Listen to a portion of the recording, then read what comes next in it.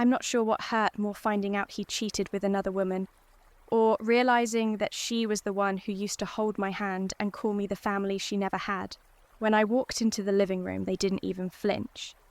His shirt was draped over the chair, her heels kicked off near the window, and between them, laughter. The kind of laughter that comes from betrayal, from people convinced I was too weak to do anything about it. I didn't scream, I didn't throw anything. I just stood there, a ghost in my own home, and something inside me went completely still. I walked out of that room with nothing. No rage, no revenge, not yet. But there's one thing they don't know: the woman they just stabbed in the back is about to become the worst mistake they ever woke up. I wish I could say I don't remember the exact moment her face fell apart, but I do. It was Tuesday, late afternoon. The sun was pouring in through the living room windows, like it always did, soft, golden, almost merciful. The house smelled like sage and old books. Clara had just taken banana bread out of the oven. I remember that. What I don't remember is why I thought I could tell her and survive it. "I need to tell you something," I said. Clara was humming barefoot, slicing the loaf. She looked up, still smiling. "You burned the bread," she teased. No. She didn't catch the shift in my voice. "Not yet. I cheated on you," I said. Silence. Not the explosive kind. Not the throwing things kind. The kind that saps oxygen from the room. The kind that makes time stop. She didn't drop the knife. She didn't cry. She just blinked once, like trying to wake up. I watched her mouth part slightly. Her shoulders stiffen. One breath. Two. Then she set the knife down. Walked out of the kitchen. And didn't come back. I sat there for an hour. She didn't slam the door. Didn't text. Just vanished. I didn't follow. Not because I didn't care, but because I didn't know what to do with her silence. It hurt more than screaming would have. We didn't speak for 3 days. I slept on the couch. She moved through the house like a shadow. Her eyes didn't meet mine. Until the 4th morning, she came downstairs dressed in navy slacks, hair pinned back with precision. "I found someone," she said. My stomach sank, but her next word surprised me. A therapist. Her name was Dr. Julia Moore. Clara had found her through a women's support group. "She specializes in betrayal trauma," she said, as if reciting a review. "I'll start next week. I need to go alone." I nodded. What else could I do? The first time I drove her to Julia's office, I offered to wait in the car. She said nothing. Just closed the door behind her. I sat in the parking lot, hands on the wheel, staring at the raindrops chasing each other across the windshield. I had never felt so distant from someone sitting less than 30 feet away. Weeks passed. Clara changed. Not dramatically. Just slowly. She became quieter in a way that wasn't hurt anymore, just focused. She read more, cooked less, stopped asking me how my day was, and she started writing again. Poems, essays, letters she didn't show me. She was healing, without me, and that terrified me more than anything. I asked if we could go to couples therapy. She shook her head. "I'm not ready to be your mirror," she said. I didn't understand at first. Now I think I do. One day I came home early from work. Her car was still in the driveway, though her session had ended over an hour ago. I found her in the bedroom, curled up on the bed, holding a small framed photo of us from our honeymoon. She looked up. Her face was unreadable. "I'm starting to feel better," she whispered. "But I don't know what to do with that." I sat beside her, reached for her hand. She let me take it, but she didn't hold back. 2 nights later, I drove her to Julia's again. This time, I didn't wait in the car. I got out, walked into the lobby, pretended to look at brochures about trauma healing and emotional betrayal. And then she came out, Clara with Julia, and for the first time I saw her, not Clara, her, Julia Moore, tall, composed, elegant in a way that didn't ask for attention. She had the kind of eyes that didn't just look at you, they studied you. She smiled politely. Clara introduced us. "Ethan, this is Julia." I nodded, murmured a niece to meet you. But inside something shifted, something I couldn't name yet. Over the next few weeks I saw her more, in passing, in glimpses. I stayed outside during Clara's sessions, but sometimes Julia would come out early or linger to speak with Clara on the steps. She always greeted me with the same professional nod. But once I swear our eyes met just half a second too long, and something in me stirred. Not lust, not admiration, recognition. The way she looked at Clara reminded me of how I used to. Before I ruined it, I started looking her up online. Professional pages, interviews, articles she wrote on trauma and resilience. One quote stuck with me: "Healing doesn't mean forgetting. It means holding the truth gently enough that it no longer cuts you." That one line haunted me for days. One night, Clara left her notebook open on the table. She never used to. I didn't mean to read it. I told myself that, but I did. It was a letter to Julia, not to me. She wrote, "I think Ethan still loves me, but I don't know if I still love the version of him I became broken for." I closed the notebook, and for the first time I cried, not for what I lost, but for who I'd become. That night I dreamed of two chairs, facing each other in an empty room. One held a version of me before I cheated, the other me now, and Julia stood between them, saying nothing, just waiting to see which one I would choose. But it was Clara's pain I had caused, and it was Julia's insight that made me see it. And somehow, impossibly, I found myself leaning toward the one person I shouldn't. The woman who was helping my wife heal from me. I didn't expect to see her outside of session hours. It was a Thursday morning, cold with that early spring bite in the air. I'd stopped by the Birch Cafe for a coffee before heading into work. I was checking emails half distracted when I heard someone order a green tea behind me, in a voice I'd come to recognize without meaning to. "Dr. Julia Moore." I didn't turn around right away, but my body did. Something in me tightened, nervous, ashamed, curious. All I knew was I suddenly became hyper-aware of my posture, my tone, the sweat under my collar. I don't usually react that way around people, but she wasn't most people. She spotted me before I could pretend to leave. "Oh," she said, adjusting her scarf with a professional kind of ease. "Ethan, right." I nodded. "Yeah, hi. I wasn't expecting to see you here." Her smile was polite but reserved, like she kept certain versions of herself behind glass and only let out what was strictly necessary. "I live nearby," she said, "and the Birch makes the only tea that doesn't taste like boiled grass." I chuckled too fast. "Right, totally." She raised an eyebrow slightly, then gestured to the empty seat across from me. "Mind if I sit for a second?" I paused. Why would she? I was her client's husband, the man who'd caused the pain she was working to untangle. But still I said yes, because part of me wanted to see what she'd do next. We sat in silence for a moment. She blew gently into her cup eyes, watching the steam rise like it carried secrets. Then, casually, she said, "How's Clara doing lately? She hasn't said much about you in the last couple of sessions." I swallowed. "She seems better, stronger." Julia nodded. "That's the idea." I hesitated. "Is that hard for you?" She tilted her head. "What is helping people heal from people like me?" She looked at me then, not just at my face through it, through the skin, the mask, the pre-rehearsed expressions of guilt, and into something deeper. I felt naked. She didn't flinch. "Sometimes," she said, "what hurts the most is that the people who break us still expect us to love the version of them that did the breaking." I sat back stunned. She sipped her tea, like she hadn't just dismantled me with a single sentence. "I never meant to hurt her," I said quietly. She nodded, but not kindly, not unkindly either. "Just precisely. Most people don't. But intent doesn't undo consequence." I watched her closely. She wasn't being cruel. She wasn't trying to shame me. She was stating facts, like a surgeon pointing at an X-ray and saying, "Yes, that's where the damage is." I looked down at my coffee. "I think I ruined her," I whispered. Julia's voice was softer now.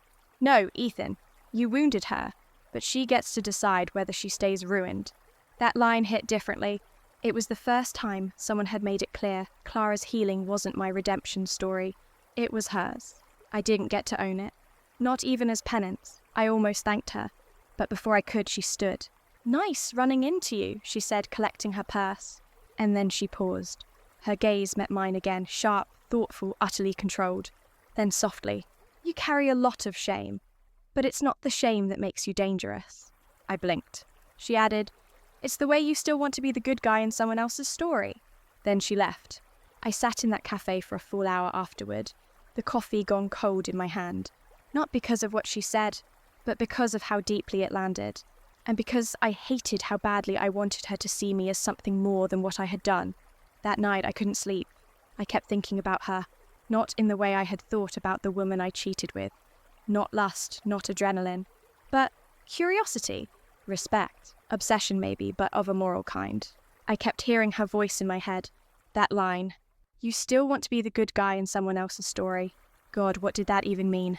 Was I not allowed to want forgiveness? Was it selfish to hope? Was redemption just another form of ego? Clara came home late. She had dinner with Ava. She didn't mention me. I didn't ask. The next time we went to Julia's office, I stayed in the car again. But I found myself staring at the door long after Clara went inside, wondering what Julia saw in my wife, wondering what Julia thought of me now, wondering what she was trying not to feel. 'Cause I could feel it too. A pull. Wrong. Unjustified. But real, like standing too close to a fire that isn't yours, and realizing too late that you've already begun to burn. I told myself I wasn't eavesdropping. Not really. I was just early. Clara had asked me to drive her. Her car was in the shop. I pulled into the lot, she went inside, and I stayed behind planning to scroll emails. That was the plan. Until I saw the window was cracked open. Just a little. And I heard a voice I shouldn't have heard. Julia's. She wasn't raising her voice. She never would. But there was a weight to her tone that made me still like some part of my body knew it was about to be named. She's rebuilding her identity piece by piece. Julia said, her voice muffled slightly but clear. But that process hurts more when the person who broke you still wants to be the architect of your healing. My heart clenched. Clara's voice softer, tired. I don't think he understands what he did. A pause.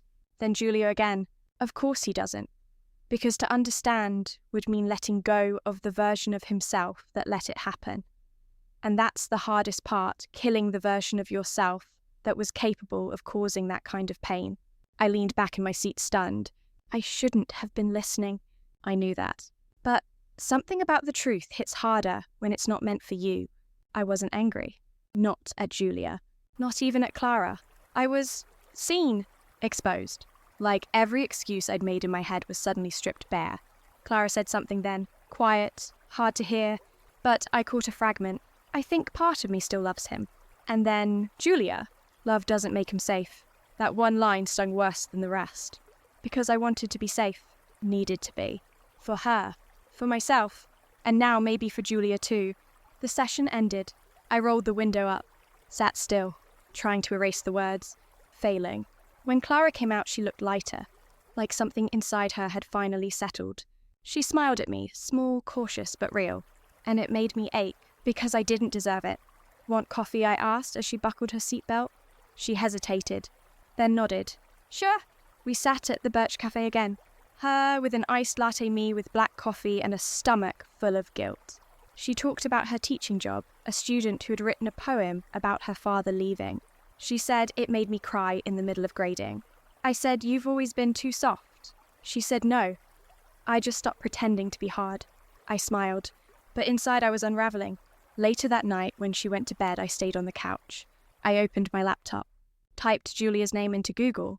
Again, not out of obsession. Out of desperation. What was it about her? The way she made me feel unmasked. The way she spoke to Clara as if every word came from a wound she personally knew. It wasn't attraction, not the usual kind. It was spiritual, moral, like standing in front of someone who had burned and rebuilt herself, and daring to ask if you were worthy of your own redemption. I reread the quote from her old podcast. The ones who break us always want us to believe it was accidental. But trauma doesn't care about motive. It only cares about aftermath. I closed the tab, turned off the lamp.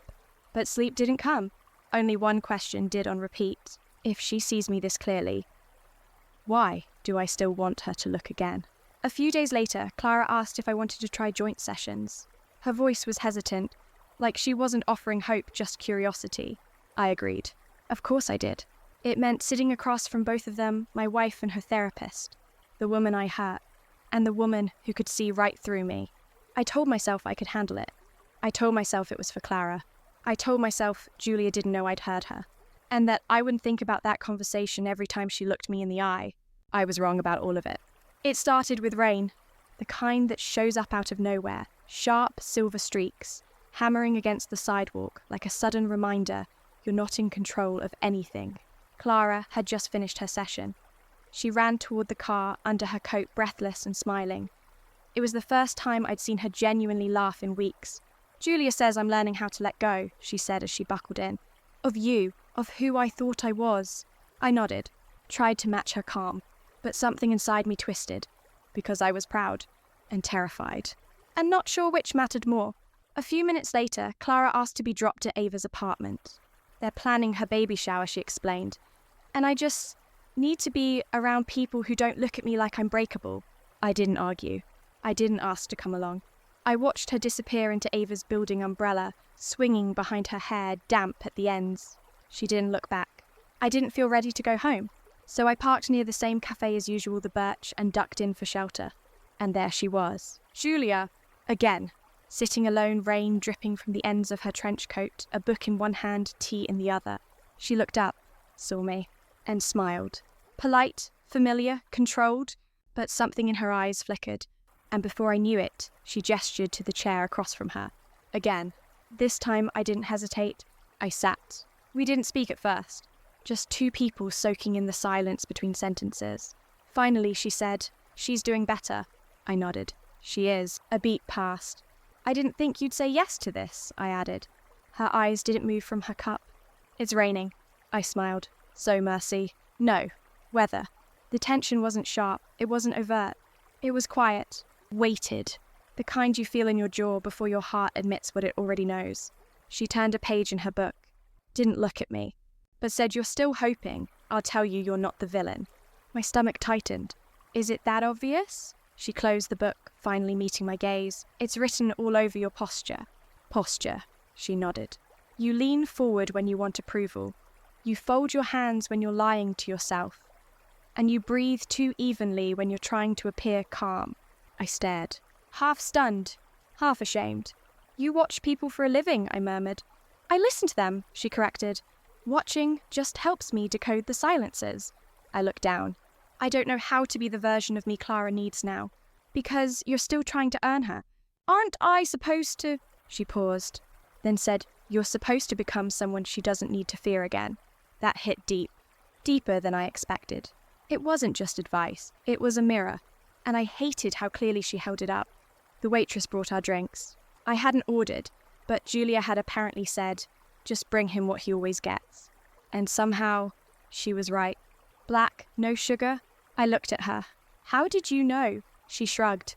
"I watch people remember." I laughed. It wasn't forced. And for the first time she laughed too. Something in her face softened, like she let down one layer of armor. And then came the question, casual, but impossible to ignore.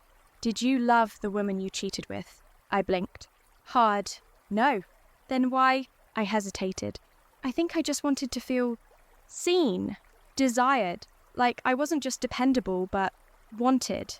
Julia nodded slowly. "Validation?" "Yes. That's not love," she said.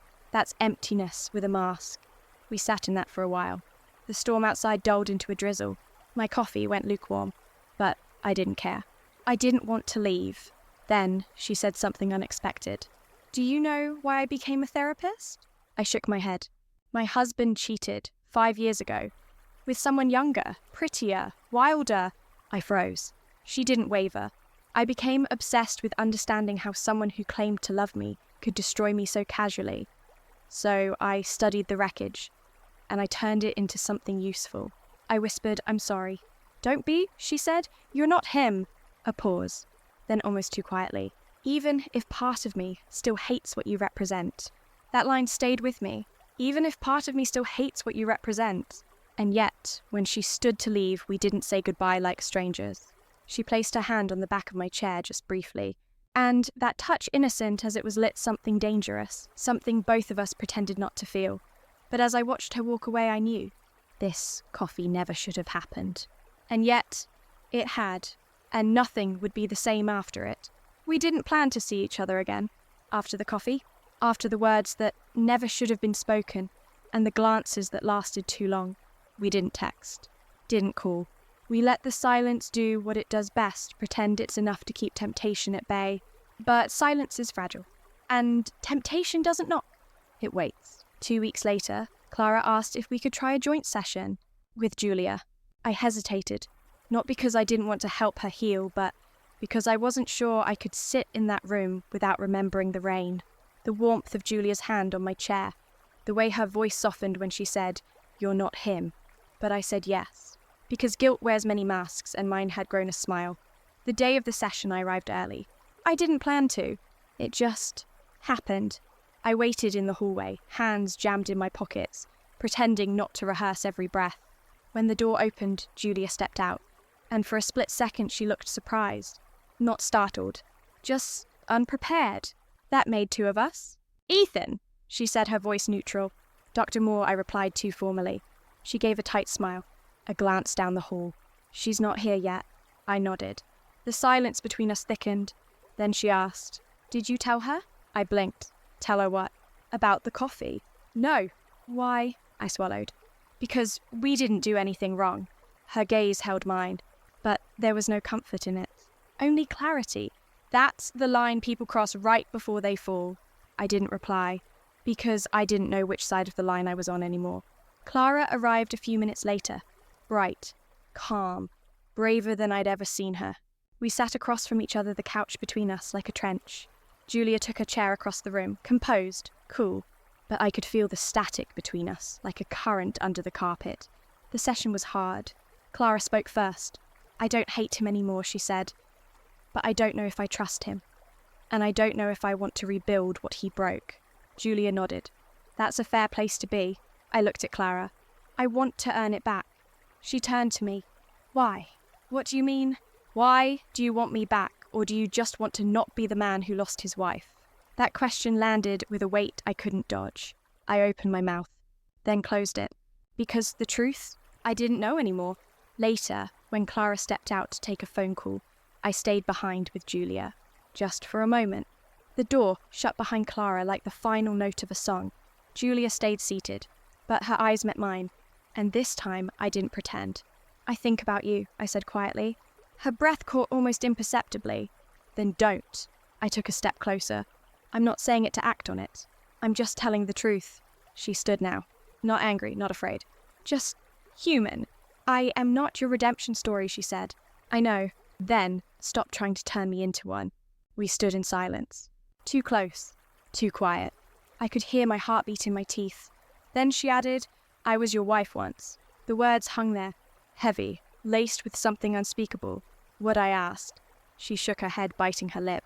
"Not literally, but emotionally. Spiritually. I know what Clara feels. I was Clara." And then softer. "And that's why this whatever this is can't exist." Clara returned a moment later. Julia stepped away like nothing happened. But I saw it. In her eyes. She felt it too. That night I couldn't sleep again. Clara lay beside me. Closer than she had in months. She even touched my hand in the dark. And it should have been enough. But my body was there. And my mind was still with Julia. Not out of lust, but out of longing. The kind that asks, what would it be like to be understood completely? And still forgiven. We didn't touch. Julia and I, we never even said the word want. But some lines don't need to be crossed to be broken. Some betrayals begin in silence, in thoughts. In coffee, that shouldn't have happened. And I had already crossed further than I cared to admit. It started with her laugh. Not the forced one she'd been using for months. Not the thin smile she reserved for polite conversations and group photos. But a real one, loud, sudden, unexpected. It spilled out of the kitchen like music I hadn't heard in years. She was on the phone with Ava, I think. Leaning against the counter, barefoot, holding a mug of tea and beaming at something only she could hear. And I just stood there in the hallway, stunned, because it wasn't mine. That laugh didn't belong to me anymore. Clara was changing, and it wasn't just healing. It was blooming. Her posture was different. She stood taller, moved with purpose. She joined a yoga class, started volunteering at the community centre, reconnected with old friends she used to say drained her when we were busy being a couple. But now, they lit her up. And me, I watched from the edges of her new life like a former character in a story that had moved on without me. At dinner one night, she wore red lipstick. She hadn't worn red in years. It wasn't for me. I knew that. She said she had a speaking engagement at school, but I knew better. The red was for herself. And that realization, quiet, sharp, humiliating, cut deeper than any fight we ever had. I wanted to be proud of her. But pride is complicated when it arrives wrapped in loss. And guilt doesn't fade just because you're watching someone become stronger. In fact, it makes it worse. Because now you see who they could have been without you. That week, Julia didn't return my text. I only sent one. Just a check-in. A hope Clara's doing well kind of message. Professional safe, but still too much.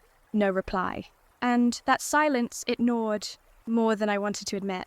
I found myself scrolling through old photos that weekend. Clara and I in Italy. Clara and I at the lake house. Clara laughing on the floor holding a cheap bottle of wine and pretending to sing into a spoon. And then I realised something gutting. She was happy then, but it was always through me.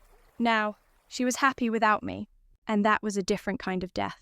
One night I came home late from work. She was already in bed, lights off, audiobook playing softly. As I slipped under the covers, I heard her whisper something. At first I thought she was talking to me. Then I realised it was part of the audiobook. But the line stuck. You don't always hate the one who breaks you. Sometimes you just outgrow them. She turned over, didn't say goodnight, and I lay there for hours watching the ceiling, wondering if I was watching my marriage end in slow motion, not in a storm. But in the quiet unravelling of things no one could name out loud. Julia called me the next day. No message. Just a missed call. I stared at the screen for 5 full minutes before calling back. She answered on the second ring. Ethan, she said. Her voice was calm. Familiar. Too familiar. I shouldn't have called, she added. But you did, I replied. A pause. I needed to tell you something, she said. I'm stepping away from Clara's case. My stomach dropped. What, why? She hesitated. Then, because I crossed a line. Maybe not physically, but emotionally. And that's not safe for her. Or for me. I swallowed hard. I never asked you to choose. You didn't have to. There was silence then. Thick. Charged. Then she added, I once thought I could save my marriage by becoming someone smaller. Softer. More forgiving. I knew she wasn't talking about Clara. She continued. But healing doesn't come from shrinking. It comes from knowing when to walk away. And then, I'm walking now. She hung up. No goodbye. Just the sound of a door that had always been half open. Closing. Softly. Finally. That night, Clara asked if I wanted to go with her to the school gala next week. She said it kindly, not with hope. Not with invitation. Just courtesy. I said yes, because I wanted to pretend for one more night. Pretend I was still part of her story, even if I was only a footnote. I watched her fall asleep again that night, hair tucked behind one ear, hands curled under her cheek. I used to think love looked like that, stillness, peace, quiet comfort. But now I wasn't sure if it was love I felt, or the grief of watching someone finally find freedom, and knowing you're the reason they had to. The file wasn't hidden. It was on her desktop. Folder labelled simply, Private Clara. It was the kind of label that says, don't open louder than a locked drawer ever could. And I didn't mean to open it. Not really. But curiosity wears guilt like a thin coat. Easy to take off when no one's watching. She was in the shower. I was supposed to be emailing the caterer for the school gala. But the folder was there, sitting, waiting. A temptation not of lust but of truth. So I clicked. Inside letters. Dozens. None of them sent. Some addressed to me. Others to Julia. A few with no names at all. Titles like, What I Would Say If I Could Scream. The Night I Stopped Loving You. To The Woman Who Listened Without Pity. I opened one titled simply, The Conversation We Never Had. You didn't kill me, Ethan, but you turned me into someone who had to die just to feel alive again. Every time I smiled after you told me the truth, it was because I wanted to believe I could outrun the ache. But grief doesn't move. It waits. And I've been sitting next to it in silence, hoping it would get tired before I did. I stopped reading. My throat was dry. My heart splintered, not from anger, but from recognition. Because I knew that version of her, the one sitting beside grief, smiling like survival wasn't supposed to feel this lonely. Another letter caught my eye.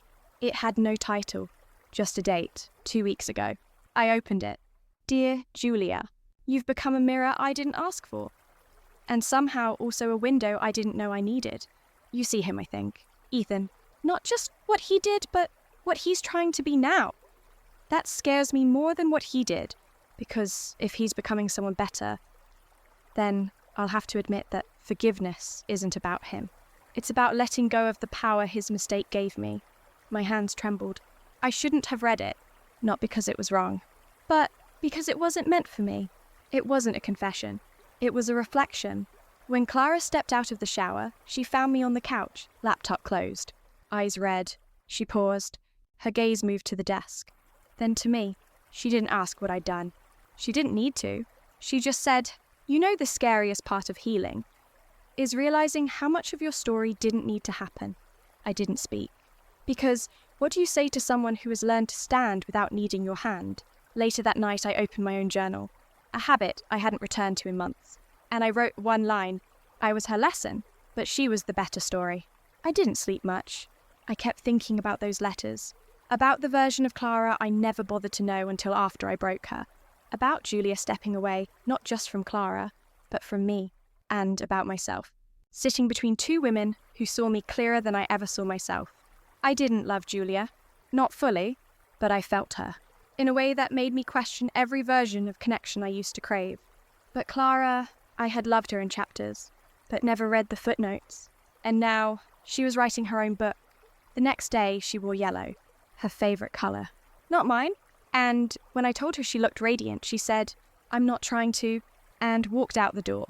I stared after her, and knew something was ending, not with flames, not with doors slamming, but with a quiet fade of a woman finally walking out of the shadows of someone else's apology. The room was different this time. Julia wasn't there. Her chair was empty. Clara and I sat facing each other's knees, just a few inches apart, hands clasped in our own laps like children waiting for a verdict. We'd agreed to do the session with a colleague of Julia's, a man named Dr. Hale. Soft voice, neutral face, the kind of therapist who speaks mostly by not speaking, the kind who lets your own silence condemn you. "I'd like to start with whatever hasn't been said," Dr. Hale said. Clara looked at me. I looked away. For a moment I thought about lying, or avoiding, or saying something safe. But something in Clara's face, calm, honest, ready, made me realise this was the last time I'd get to tell the truth and be heard by the only person who mattered. So I took a breath and said, "There's something I need to say." Clara waited. No flinch, no suspicion. Just space. I whispered, "I had feelings for Julia." The words dropped like pebbles into deep water. No splash, just the weight. Clara blinked. That was all.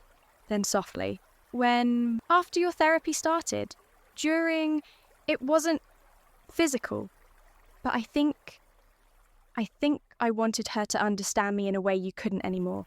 Clara nodded slowly. "And did she?" "Yes," I said. "That's what made it worse." Dr. Hale didn't say anything. He didn't need to, because the silence that followed was louder than any judgment could have been. Clara looked at her hands, then back at me. "I knew," she said, not accusingly, just fact. "I saw the way you looked at her, the way your posture changed, the way you asked about her on days you didn't need to." I swallowed. "Why didn't you say anything?" "Because I needed to see who you'd choose when no one was watching." I wanted to disappear, melt into the leather of the chair. But instead I said, "I didn't kiss her, I didn't touch her, but I wanted something." "Redemption?" she asked. "No," I admitted. "Permission to be something better without doing the work to become it." That broke something, not between us, inside me, because it was the truth I'd never been able to say, not even to myself. That I wasn't chasing love with Julia, I was chasing escape. Clara was quiet for a long moment, then she leaned forward, eyes soft but steady. "Ethan, I don't hate you." I blinked. She continued. "I think I did. For a while. But hate takes too much space. I'd rather save that for someone who enjoyed hurting me." I shook my head. "I never did." "I know," she said. "That's what made it complicated." Dr. Hale cleared his throat. "Clara, what do you need from Ethan now?" She didn't hesitate. "Nothing." It was the kindest thing she could have said, and also the most devastating, because nothing meant no revenge, no expectation, no space left for me to earn or fill, just release. When the session ended, we didn't rush out. We sat for a minute longer. Clara said, "Julia helped me see that closure isn't something someone else gives you. It's what you decide to carry and what you leave behind." I nodded. "Do you think she'll forgive me?" I asked quietly. She tilted her head. "Julia, I nodded again. Clara smiled. Not bitter, not amused. Just honest. She already did. That's why she walked away. We walked to the car in silence. The sky was pale blue, too clear for the kind of grief inside me. On the ride home I said, "You don't have to keep me in your life." She said, "I know." And that was it. No promises. No tears. Just two people sharing a car, not a future. That night I sat alone in the dark. Clara read in bed. She didn't cry when I told her the truth. She didn't rage or accuse. She simply chose herself. And that was the kind of strength I'd never given her credit for. I typed out a message to Julia, deleted it, typed again, deleted again, then finally wrote, I told her. I didn't ask for anything in return. Just wanted you to know.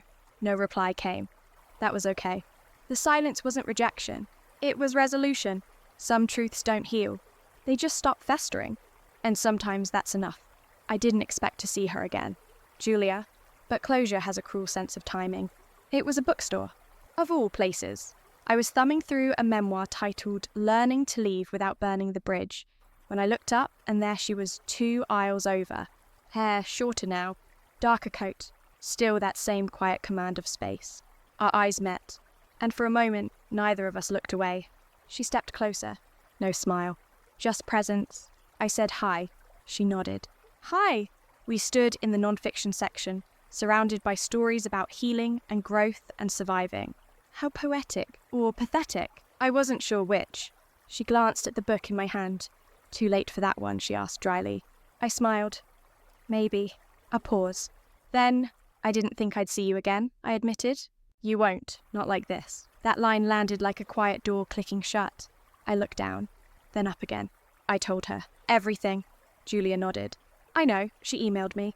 I blinked. She did. She thanked me, Julia said, for helping her find her way back to herself. And for me, she didn't mention you. That should have hurt more than it did. But instead it felt right. Fitting. I swallowed. I wasn't in love with you. Julia tilted her head. I know. But I wanted to be. I know that too. We stood in silence for a long moment. Then she said, Do you know what makes you different from the man I used to love? I shook my head. You're not afraid to be honest with yourself anymore. That's something. Is it enough? For who, she asked. For anyone. Julia looked at me then, really looked, and said, It's enough for you. That's the point. She reached into her bag, pulled out a folded piece of paper, handed it to me. I wrote this when I resigned from Clara's case. I wasn't going to give it to either of you. But now, I opened it. It wasn't long. Just a note. Healing doesn't mean returning to what hurt you. It means becoming someone who no longer needs the wound to feel real. When I looked up, she was already walking away. No goodbye. No promise.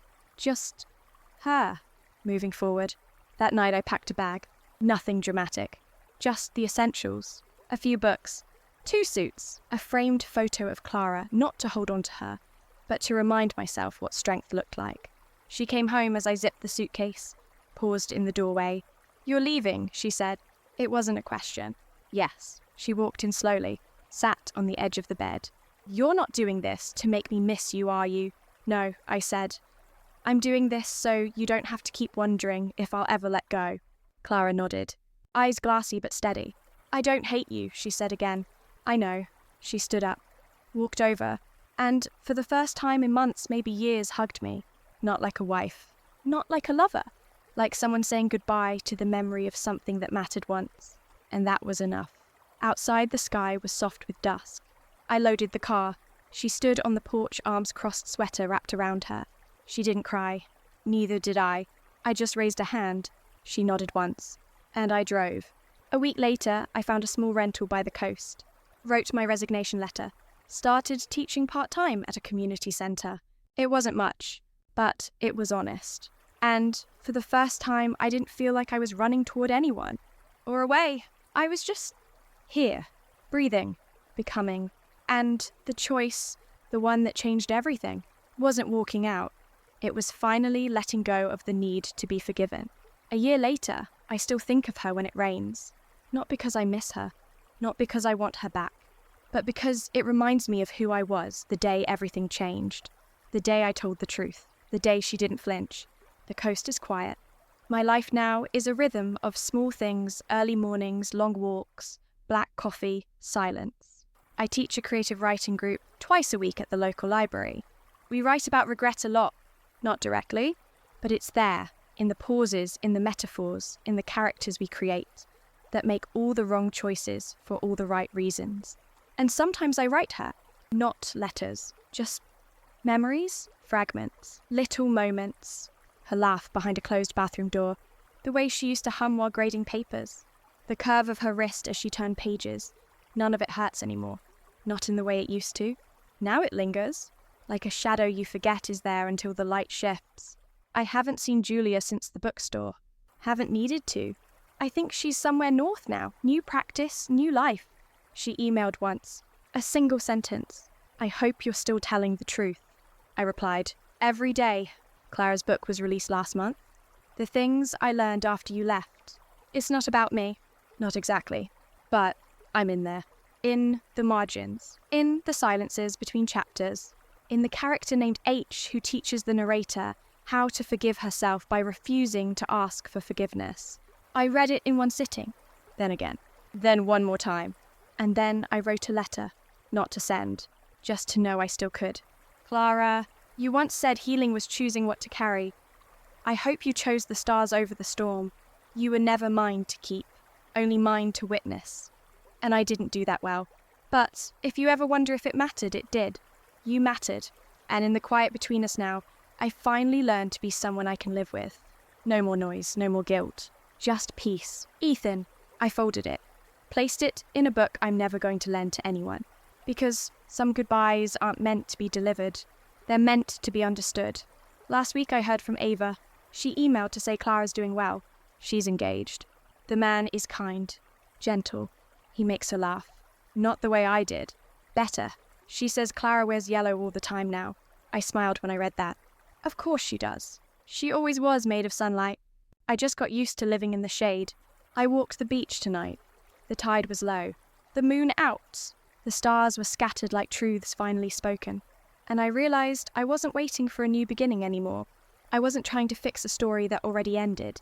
I was just living, writing, learning how to be a man who knows the weight of what he lost without trying to get it back.